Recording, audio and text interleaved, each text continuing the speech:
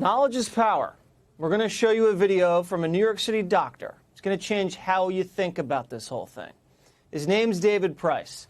He works at one of the best hospitals in Manhattan and is on the front lines in the fight against coronavirus. We're extremely grateful for his work.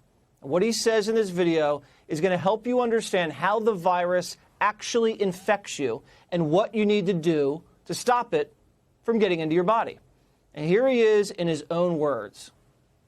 You may hear a little inflection in my voice, like I'm emotional. It's not because I'm scared. It's actually the opposite. For the first time in a while, I'm actually not scared. I work at probably the premier hospital in New York City. Our hospital is almost exclusively a COVID-19 hospital. But we're learning and we know a lot. And what I want you guys to know is that every single day we're getting better. We know more. And I am confident that the stuff I can tell you today should make you guys feel like when this comes to your community, that you don't have to be scared and that you can protect your family. What I'm going to play for you next is very, very important. Listen very carefully. This is how you actually get infected by the virus. The way that you get this is the transmission of the virus almost exclusively from your hands to your face.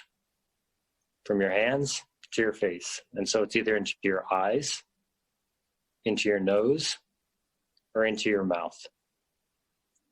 So there's a lot of talk about contact or getting it through contact, hands to face. There's also a small thought that it can be aerosolized, that it can kind of exist a little bit in the air.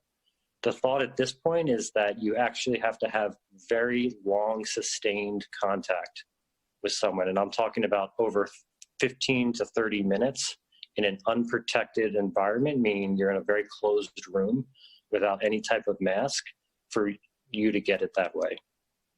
But to very simply state, the overwhelming majority of people are getting this by physically touching someone who has this disease or will develop it in the next 1 to 2 days, and then touching their face. The thing that makes me smile a little bit is that I actually know now that I won't get this disease because I know how to protect myself. Let's go over this again. You get the virus when your hands touch an infected person or an infected surface, and then you touch your hands to your face. Don't do that. And in some cases, if you're in a small sealed off space or room with an infected person for longer than 15 minutes or so, you can also probably get it that way. Now listen to these 2 tips coming up on how to prevent yourself from being infected by coronavirus. So I just want to give you guys a few very, very practical tips to how to protect yourself. It's become a hand Nazi. Everything you know about your hands, just keep them clean and you will not get this disease. The second thing is you have to start psychologically working on the connection between your hands and your face. So someone at a party has this and you shake their hand, right? And then you touch your face. It's that simple. That is how you get this disease. Those 2 things combined is incredibly powerful and will prevent the transmission of the disease into your family in 99% of cases.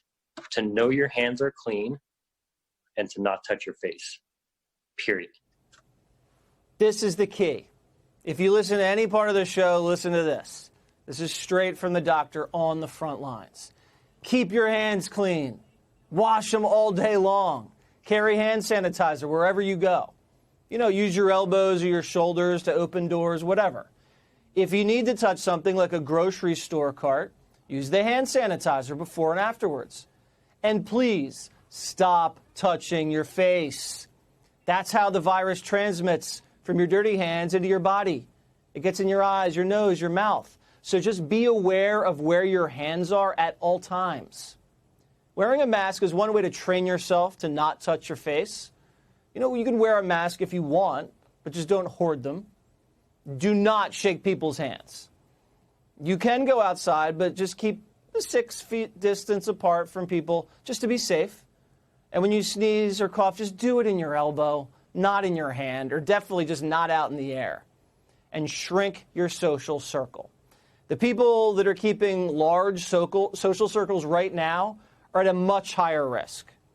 Sitting in a small area with someone outside that circle with the door or window closed, not a good idea